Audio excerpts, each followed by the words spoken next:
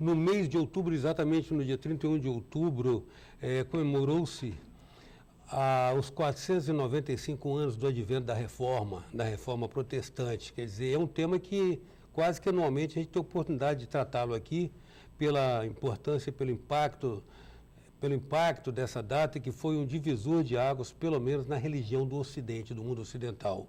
Hoje, para tratarmos desse assunto, vamos conversar com o presidente do Conselho Diretor da Igreja Evangélica Luterana do Brasil, pastor Mário Rost, com quem nós passamos a conversar agora.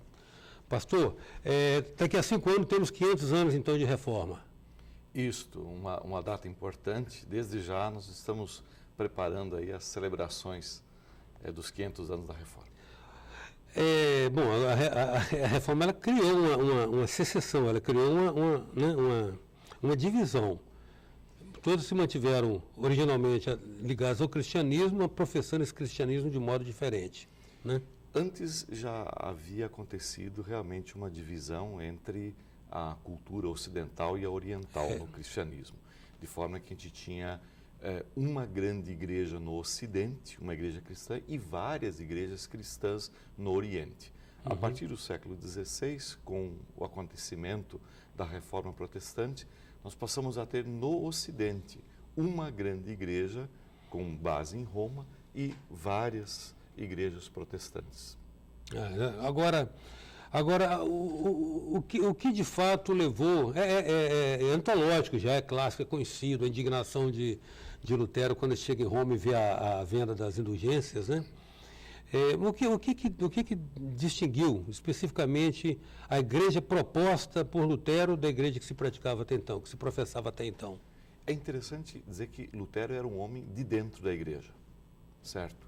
Teólogo, doutor em Bíblia, convidado para ser professor de Bíblia na Universidade de Wittenberg. E é de dentro que ele observa a necessidade de um retorno à valorização da Bíblia, a leitura da Bíblia, o ensino da Bíblia. Ele era professor de Bíblia, e com isso também costumes que a igreja vinha praticando e que não estavam de acordo com o ensinamento bíblico. Esse foi o grande esforço para que se resgatasse dentro da igreja coisas vividas na igreja antiga, na igreja primitiva. Agora, ele propõe, na verdade, uma leitura mais fiel ao texto, né? Perdão. Pode continuar. Ele propunha de que a Escritura tinha autoridade, a Bíblia tinha autoridade. A Bíblia não apenas como uma fonte de autoridade, ao lado de outras fontes, mas que a igreja tivesse a Escritura, a Bíblia, como fonte de autoridade para o seu ensinamento e para a sua prática. Sim. Agora, veja bem, ele propunha digamos assim, uma religiosidade mais cotidiana. É o que nós desejamos hoje também, de que o discurso da fé não seja um discurso adequado apenas para o interior das igrejas, mas que os princípios da fé sejam valores vividos no cotidiano, no dia a dia. Uma inversão importante proposta por Lutero era de que o suprassumo da vida cristã não fosse a ida a um convento, a um mosteiro e ao isolamento, portanto, mas que exatamente a vocação cristã deveria ser vivida dentro da família, no comércio, na sociedade. O que soa, mesmo hoje, sem grande conhecimento religioso, o que soa muito sábio, porque, na verdade, é difícil lidar com o outro, né? Sozinho é fácil. Sozinho é mais fácil. Sozinho né? é fácil. Só você com os seus problemas, né? Mas o relacionamento... Lidar com o diferente, lidar com as Exato. compreensões diferentes, né? Essa é a grande reviravolta, digamos assim, de entender isso como ideal da fé cristã. Valorizar o ensinamento bíblico, valorizar isso na minha vida familiar. Tanto que Lutero que tinha sido sacerdote e, portanto, celibatário, resolveu constituir família, né? Alguns anos depois do evento, esse de 1517, famosa pregação das teses na capela da Universidade de Wittenberg, né? Uns 8 anos depois, Lutero decide constituir família, né, para ali viver a sua fé. Ele chegou a explicitar a questão do celibato? Ele entendeu e passou a ensinar isso claramente aos jovens, de que aquele que faz o voto do celibato, cumpra o voto do celibato. E que as pessoas deveriam ser gratas a Deus também pelo dom do casamento. Quer dizer, quem tem o dom de ser celibatário, que seja celibatário, mas que seja uma decisão da pessoa, não uma imposição. Me parece que isso, inclusive, remete a um texto bíblico onde se atribui a Jesus a declaração de que há pessoas que são vocacionadas para o celibato, outras não. Não há porque, inclusive, contra a sua natureza, né? Isso, porque a sua natureza é essa e agindo de acordo com a natureza, podem ser muito felizes, inclusive no estado de celibato. Mas para Lutero foi importante, né? Ele não tinha esse dom. Quer dizer, o dom dele era para a família, para a vida com Catarina. Em 9 minutos, nós estamos conversando com o pastor Mário Rost, presidente do Conselho Diretor da Igreja Evangélica Luterana do Brasil, e voltamos já.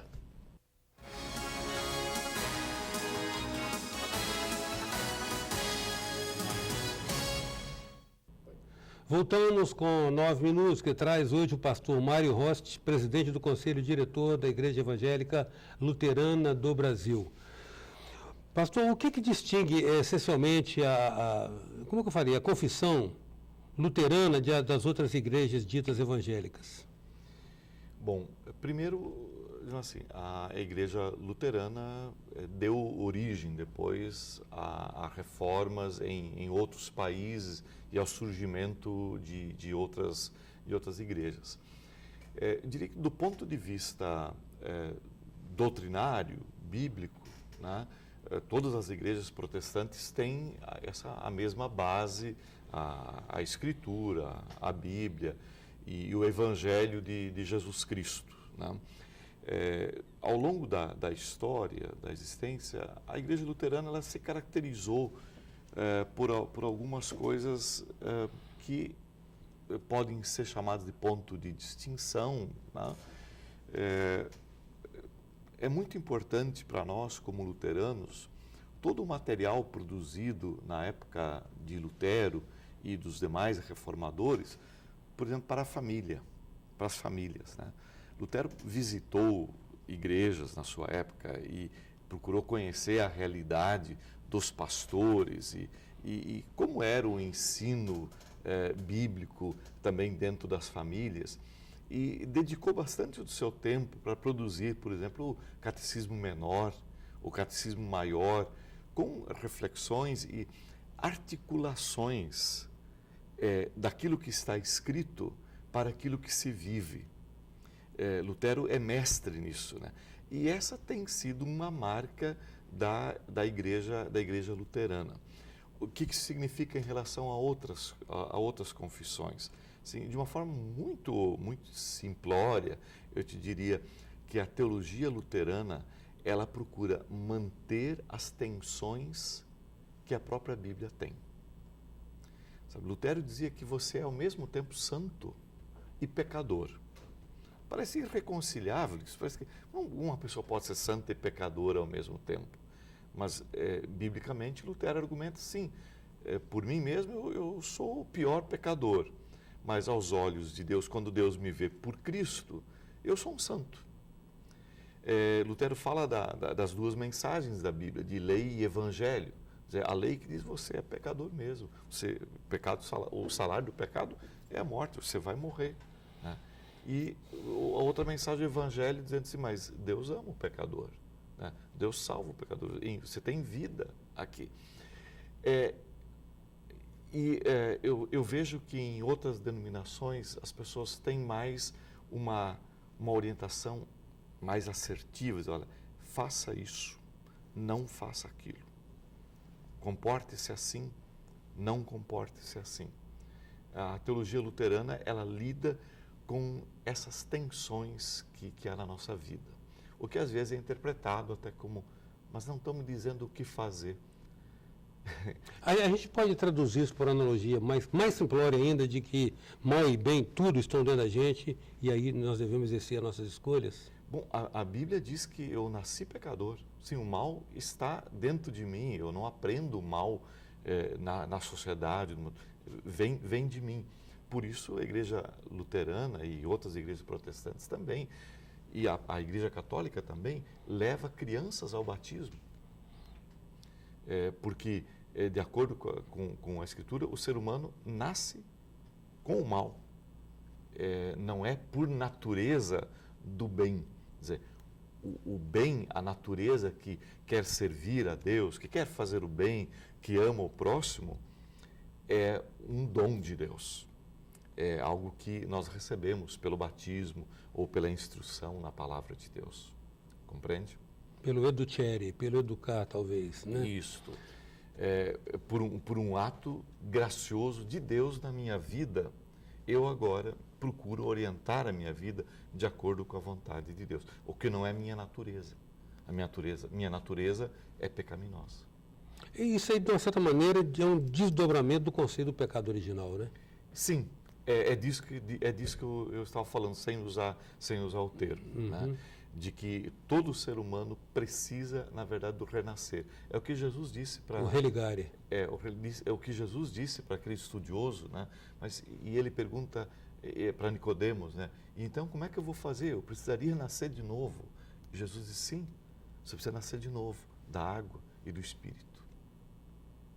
Ou seja, a transformação também é um renascimento. É um renascimento. Agora, o Velho Testamento, vocês trabalham em cima, tendo como referência a Bíblia, e foi conversando com o senhor que me ocorreu o fato de que, então, a primeira igreja realmente protestante foi a luterana, ou seja, tudo deriva de concepções, às vezes até menores, mas divergentes, que foram irradiando essa série de outras confissões, né? Porque o Calvino vem depois de Lutero? Depois de Lutero.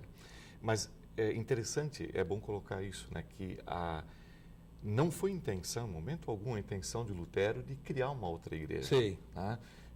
Ele mesmo diz, olha, não se chamem de luteranos, chamem-se de cristãos, porque Lutero não morreu por vocês, quem morreu foi Cristo. Esse desprendimento, né, de que, não se chamem de luteranos, eu não quero criar uma igreja luterana, mas a verdade histórica é que esse foi o movimento que se consolidou como igreja protestante e depois foram acontecendo reformas também em outros países que deram origem a denominações irmãs. O pastor, a história do povo de Deus original remete a um povo que necessitou de vários líderes, heróis, juízes, até o surgimento do ungido, que foi o Messias, né? Cristo em grego. Agora, do ponto de vista da historicidade, ou seja, sem ser pela graça da fé, fica difícil a gente acreditar que um povo solar do Iraque veio pilhando, assaltando e se dizendo autonomeado povo de Deus, até chegar lá no fundo do Mediterrâneo, onde já estava habitado, daí aquela conversa que tem lá até hoje. Até hoje aquela encrenca lá de palestinos e tal, né? E ao longo de todas essas provas, uma das mais talvez expressivas seja aquela descida de Moisés do monte, quando ele esbarra com o povo cultivando Baal e quebra a primeira versão dos 10 mandamentos, né? Como entender essa expressão, povo de Deus? Povo de Deus é quem aceita Cristo, né? Há dois momentos, de fato, nessa terminologia. A primeira é a partir de Gênesis 12, quando Deus não escolhe um dentre outros povos, mas ele chama um homem e diz, da tua descendência eu vou formar um povo que não existia, vou fazer Abraão, né? Chama Abraão e diz, da tua descendência eu vou fazer uma grande nação. Mas Deus não está sendo exclusivista ou só amo o povo nascido de Abraão.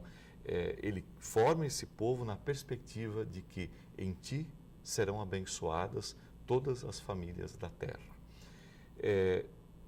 E Deus intervém, às vezes até como você mencionou, talvez até concedendo vitórias em batalhas e em guerras que olhando do ponto de vista simplesmente militar, seriam impossíveis de terem acontecido, né? Mas vem concedendo vitórias, vem preservando esse povo, porque está prometido que da descendência, dessa linhagem, virá o Messias, né? O Cristo, o ungido, o escolhido de Deus. E aí, num segundo momento, quando se diz que povo de Deus são os que são de Cristo, os que estão em Cristo. Essa é a linguagem do Novo Testamento, quando diz que vocês são o povo de Deus. Vocês não eram povo de Deus, mas agora são povo de Deus, porque estão em Cristo. Pastor, agradeço muito a sua presença aqui, a sua disposição de vir cá falar conosco. Nós estaremos acompanhando aí essa contagem regressiva até o quinto centenário do luteranismo, um vulto que a gente entende toda a dimensão dele para a própria história da humanidade. Grato pela sua presença. Eu é que agradeço a oportunidade, fico feliz de poder ter compartilhado aqui alguns minutos com você e dizer que os seus telespectadores também, né, podem conhecer melhor essa história, podem conhecer melhor esse momento que estamos preparando agora de celebração dos 500 anos da Reforma. Nós estamos presentes aqui no Espírito Santo, aqui em Vitória, com várias congregações, mas talvez o modo mais fácil seria acessando o site da luteranapaz.org.br. Aí vão poder acompanhar essa contagem regressiva e celebrar com toda a igreja protestante os 500 anos da Reforma Luterana. Grato novamente. Em 9 minutos a gente contou com a presença do presidente do pastor Mário Rost, presidente do Conselho Diretor da Igreja Evangélica Luterana do Brasil. Até já. Sou passageiro do tempo, tentando entender, erro e acerto os caminhos, aprendendo